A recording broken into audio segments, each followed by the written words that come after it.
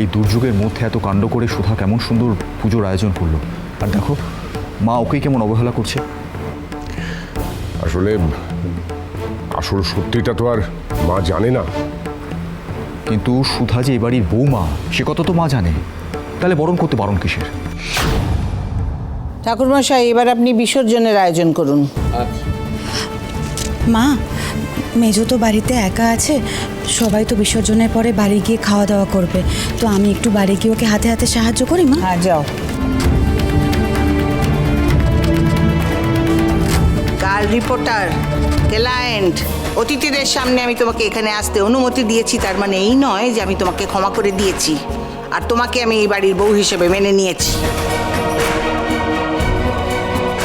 একটা অজানা অচেনা মেয়ে আমার দাদু ভাইয়ের কথা শুনে সারা রাত জেগে আমাদের তেজ বেকারির বিস্কুট দিয়ে কাল সারা রাত ওই গজাননের মূর্তি তৈরি করেছে, আমাদের মান রেখেছে, তার কাছে আমরা কৃতজ্ঞ।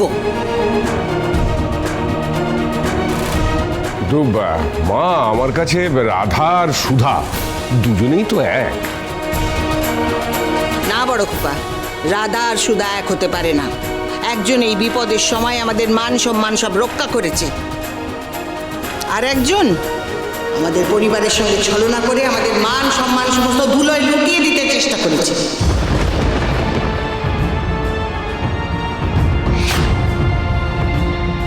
ঠাম্মি, বলছি গজাননের বিসর্জনের শুভ সময় তো পেরিয়ে যাচ্ছে, এখন এসব কথা থাক না।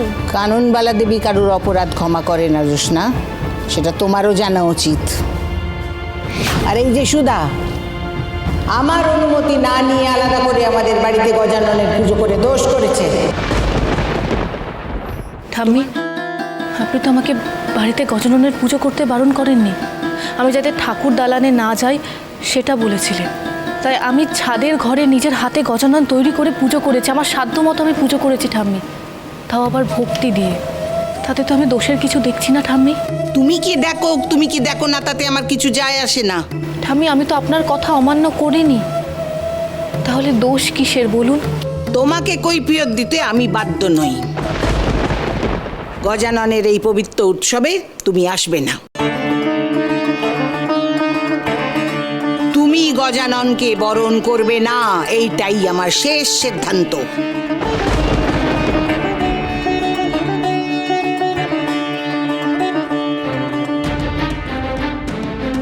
কিন্তু ঠাম্মি,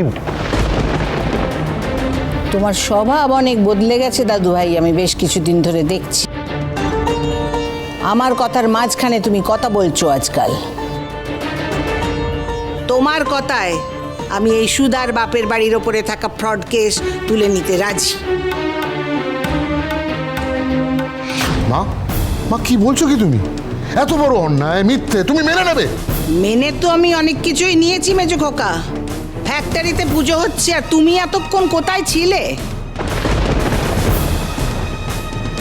তুমি আর তোমার ছেলে দুজনেই পুজোর জায়গা থেকে তো উধাও হয়ে গেছিলে।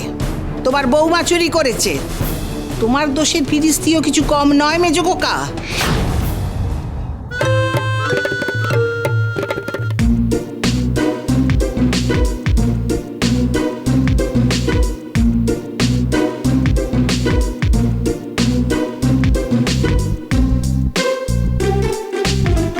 হ্যাঁ সমুদ্র, হ্যাঁ এই তো বেরোচ্ছি রে আমি। আরে দাঁড়া না, বেরোচ্ছি তো। হ্যাঁ রে, আমার ঘুম থেকে উঠতে লেট হয়ে গেছে। আসলে রাতে তরিতা ঘরে ছিল না তো, তাই সকালে কেউ ডেকে দেয়নি। আর তুই চিন্তা করছিস না, আসছি তো, দাঁড়া।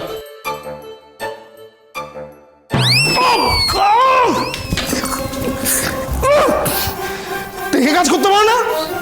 মাঝ রাস্তায় এরকম বালতি রেখে দিয়েছে, এক্ষুনি উল্টাতাম। এই, আমি যদি আজ পড়ে যেতাম না, তোমার পুরো মাসের মাইনে কেটে নিতাম আমি। অনিমেষ, তরিতা, তুমি? বাবারে বাবা, কি তুমি আমাকে চিনতে পারো রে? না, কি করে চিনবো বলো? এরকম ঘর মুচ্ছ দেখে আমি ভাবলাম তুমি অত টেপির মা হবে। টেপির মা? আমাকে টেপির মার মতো লাগছে। না মানে টেপির মার মতো কেনা দেখতে লাগবে? আসলে কি জানো তো, তোমাকে এরকম মেকআপ ছাড়া সাধারণ জামা কাপড়ে আগে কখনো দেখিনি তো। মেকআপ ছাড়া আমাকে টিপির মার মতো লাগে। মানে কি জানো তো, আমার না ওই দিক থেকে ডাক পড়েছে বুঝলে, বারবার করে ফোন করছে। আমি চললাম, হ্যাঁ অনেক লেট হয়ে গেছে আমার। কি হলো? শোনো না বলছি, অনিমেষ আমাকেও নিয়ে চলো না গো, এইসব আমার আর ভালো লাগছে না। তোমাকে নিয়ে যাব? মানে তোমাকে আমি নিয়ে যাব আর ওদিকে ঠাম্মি আমাকে এর জন্য শাস্তি দিক, তাই তো? না বাবা না, আমি পারবো না, আমি চললাম।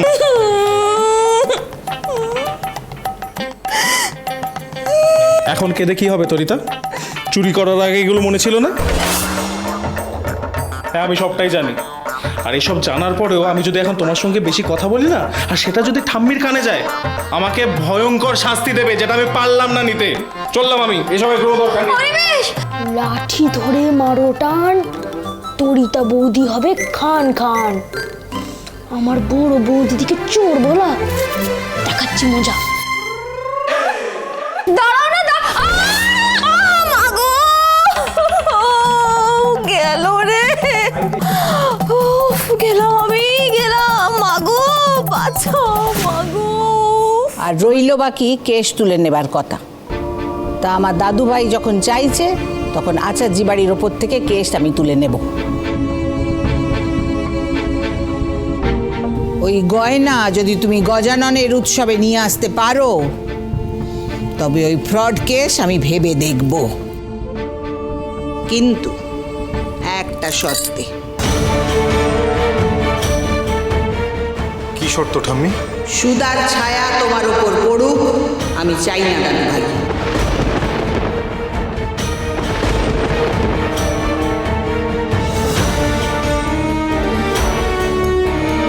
জেদ করছেন কেন? হাতটা দেখান আমাকে। কি করছেনটা কি? আপনি ভুলে গেলেন ঠাম্মি কি বলেছেন? মিস্টার বসু মল্লিক, আপনি আমাকে স্পর্শ করতে পারবেন না। ঠাম্মি তো আপনার ইচ্ছে পূরণ করেছে সুধা, এটাই তো চান আপনি। ইতিমধ্যে প্রমাণ হয়ে গেছে সুধা যে তোমার বাড়ির লোকে টাকার লোভে এই বিয়ে দিয়েছে। তা কত টাকা তুমি চাও? আমি টাকা দিতে রাজি আছি, বলো। ঠাম্মি, ঠাম্মি, গজাননের সামনে এসব কথা বলে আপনি আমাকে আর নিজেকে ভাবে ছোট করবেন না। আমি আপনাদের কাছ থেকে কোনো টাকা চাই না। আর মিস্টার বসু মল্লিক আমাকে যে 30 লক্ষ টাকা দিয়েছিলেন, সেটা আমি আমার সময় মতো ঠিক ফেরত দিয়ে দেব। কিন্তু কোনো কিছুর বিনিময়ে আমি মিস্টার বসু মল্লিকের জীবন থেকে চলে যেতে রাজি নই।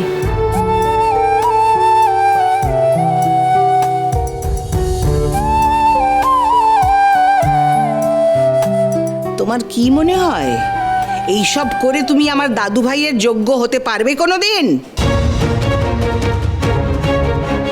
আমার দাদু ভাই এই তেজ বেকারির উত্তরাধিকার, তার জন্য এই শহরের সেরা পাত্রী খুঁজেছিলাম আমি। সত্যি করে বলো তো সুধা, তোমার মনে হয় তুমি আমার দাদু ভাইয়ের যোগ্য?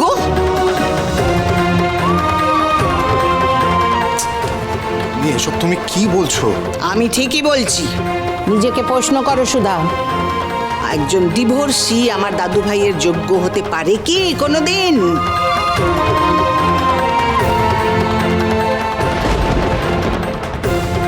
আমি জানি না ঠাম্মি, আমি যতই ভালো কিছু করি না কেন, সব সময় আমার অতীতটাই আমার পরিচয় হয়ে দাঁড়ায়।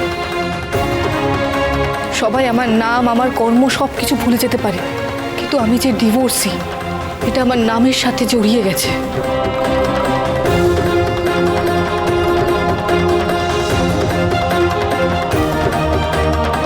আমি কথা দিচ্ছি ঠাম্মি, আপনি যতদিন না চাইবেন,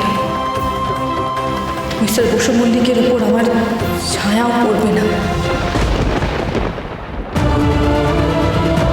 আমি জানি এই পুজোতে আপনার কত বড় অবদান রয়েছে, কিন্তু আমিও তো বিয়ের পর থেকে সব কঠিন পরিস্থিতিতে আপনার পাশে দাঁড়িয়েছি শুধু, কখনো আপনার হাত ছাড়িনি। আর আপনি আজ এত সহজে আমার পাশ থেকে সরে গেলেন। বাহ সুধা,